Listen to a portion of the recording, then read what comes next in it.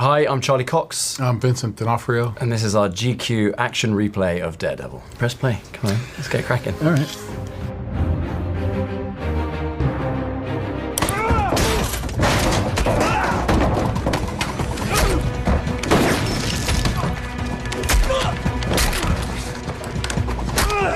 First of all, you see that microwave that hits the guy in the head. I've signed about 10 microwaves. Oh, yeah, really? yeah. Obviously, that is a very special moment. We shot it very early on, so it's the end of episode 2, but I was really still playing catch up on terms of all of the stunts and getting used to kind of doing some martial arts, and was not really in a position to do much of that particular fight because it all takes place as a one-er. And on one of the early takes, like, I swung a punch and I caught my little finger on the pole. I got injured in that fight sequence. And Chris is doing like It's crazy. 100 moves over the course of a day. The little boy had to go home, wasn't allowed to be there anymore. On one of the final takes, we did the whole sequence, it worked out great. I got into the room to get the kid, and it's one of the ADs, like a 28-year-old guy with a headset, so I had to pick him up and carry him out as a kind of a placeholder. So. Oh, but they should have called me. I could have got there. You would have opened the door and I would have been there. I would have liked to have seen that. Yeah. Carry me out. I think you know. You've been asking about me. I thought it was time we spoke. Say your name. You first. He's talking to me on the walkie, and I'm off camera. And we'd never worked together. So I had no idea whether he could have been the shittiest actor I'd ever worked with. And so I was hiding behind some crates or something, doing off camera so he couldn't see me, but I could see him. And we're talking, and he's like doing really good with the dialogue and stuff, because he's a great actor. Your conviction, even if it runs counter with my own. Yeah, keep telling yourself you've won. It'll make what I'm gonna do to you so much more satisfying. This is Kingpin and Daredevil, and it's going to be great. And it was my first real feeling of, my God, we're going to be okay. Yeah, really. Because Daredevil works, It was amazing. You really think that this will change anything?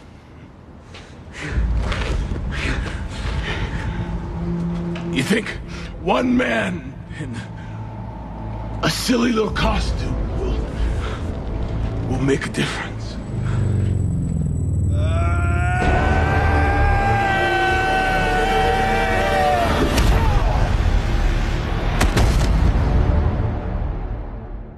We shot it for real in the studio. Do you remember? Yeah. We did it all on location first. So cold. And then that last stunt, you had to get like a lot of air. Remember you came down on me with that last Yeah, punch? yeah, that's right. They built a little ramp. Yeah. It was magnificent. It's so cool to be on my end sometimes, even though my face may not look like it or my attitude may not seem like it, but I'm watching Charlie like fly through the air at me. It's like fantastic. You've just seen the Daredevil suit for the first time. I always thought that was really cool that they did that, and the writers did that in the first season, is they held that for so long, for 12 and a half hours. Yeah. They held the iconic red suit. That iteration was not comfortable. Show me your hands! I told you before, Sergeant. I'm not the bad guy. And it was quite a fight scene. We also lost a bunch of it. There was a whole middle portion of that fight that we ran out of time. Yeah. And we had to cut it. Don't you pick me up? Yeah. And body slam me? Yeah. Fun. Yeah. Not bad. Thanks. Guess I was wrong. About?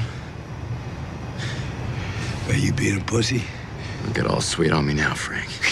First of all, I have to start by just saying, like, John's performance in this scene is brilliant. But the story here is, when the scene had been edited, the episodes were coming in, one of the producers came up to me and said, "Oh my God, that scene with you and John in the cemetery is so good." And I'm like, "Oh, cool, because it's all John." I'm like, "Great, good for him." You know what I mean? I'm just listening. And they're like, and the bit when you're like, and he's telling you the story and you're crying. And I was like, I remember crying in that scene. And I was like, okay, I don't remember that. And I feel like I would remember that. Anyway, when I went back and watched it, I remembered that before we get into that position, I'm carrying John Bernthal up a hill over and over again. So I'd be putting him down, and all I'd be thinking is, try not to breathe too heavily during his dialogue. So I am sweating profusely under this helmet. And evidently, some of the sweat has kind of obviously trickled down the mask and then is coming out from here. Oh my God. And it looks like I'm like shedding tears. I had no idea. And then when I told that to John, he's like, "That's what that was?" He was like, "I remember," and I was thinking, "Man, this guy's crying in my scene." He thought you were upstaging him. Yeah. Whenever we see him on the call sheet, whenever they've got him back into an It's episode, such a delight. You screw with me now, just a little bit, and you'll never really be with your one and only Vanessa ever again.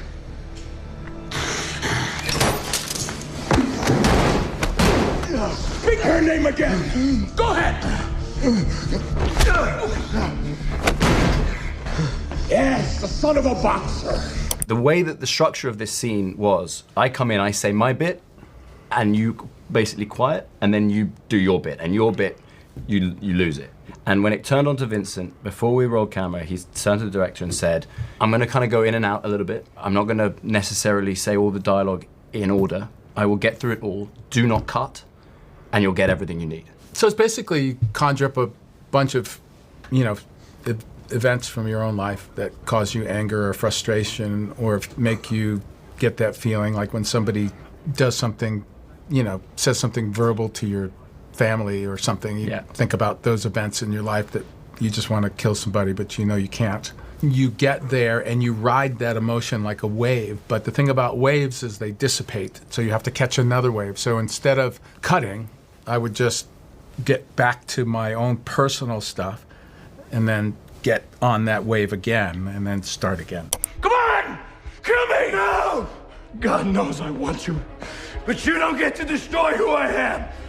You will go back to prison, and you will live the rest of your miserable life in a cage, knowing you'll never have Vanessa. That this city rejected you. It beat you. I beat you. I don't think I'll ever forget that scene, just because of Charlie's performance in it. He was so mad.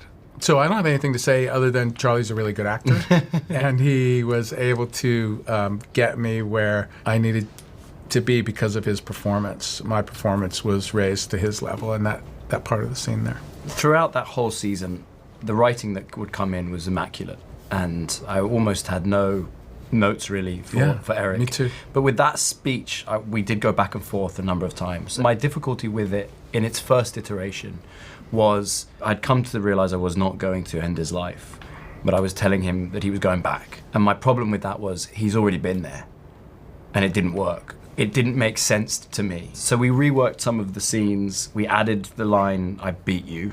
The understanding for that scene had to be that the anger was as much towards myself as it was towards him. The real hatred is kind of self-hatred. But super, super deep. Also, you know and you can hear my voice is gone. Yeah. What is happening? That's great. Thank you. Well, I have some good news, Peter. I don't believe any of the charges against you are going to stick. Wait, seriously? Oh, I knew it. Nice. Oh my God, Mr. Murdoch, thank you. Thank you, That's amazing. You're welcome. Perfect. Okay. However, Mr. Hogan, Yes. the feds are actively investigating that missing technology. There is still a court of public opinion.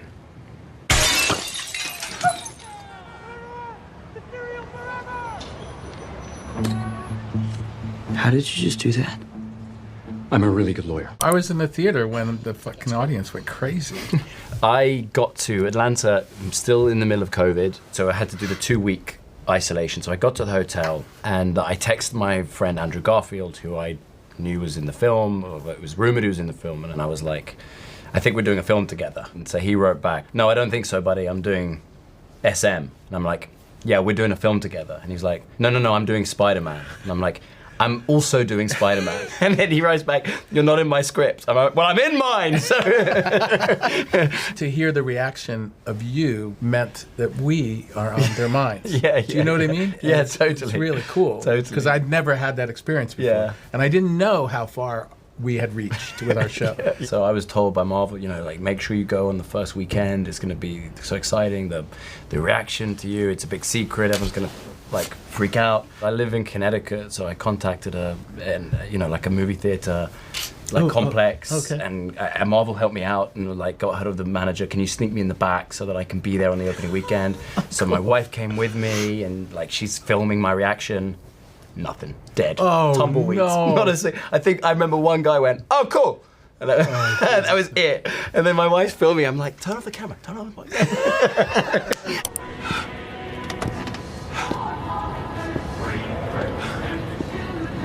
She's so good. She's so good.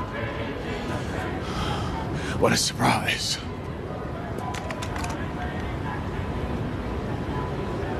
Maya, you and I were family. Family. Sometimes family doesn't see eye to eye. I knew that I was going into a different tone, but it's my job as an actor to service the story. That's how I was brought up and taught. And so I just went with it, this whole other different tone. I had a great time doing it. And I got to meet Allequa Cox, who I thought was amazing, you know. And it was on that show that somebody whispered a little something into my ear about her having her own show eventually. That really excited me.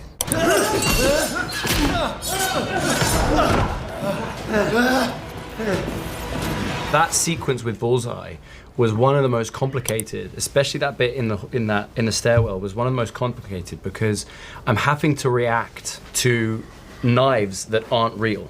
Normally you throw a punch, they react, they punch you, you can see the punch, you can see the kick, you know where it lands.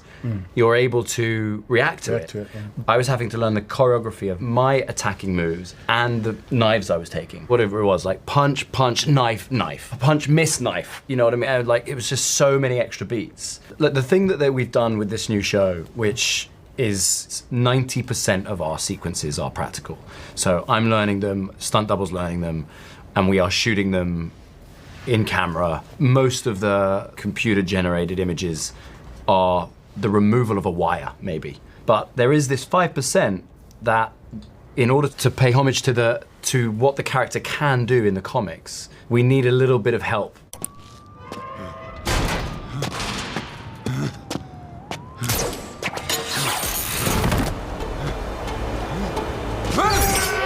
See, with that stuff, we've never done.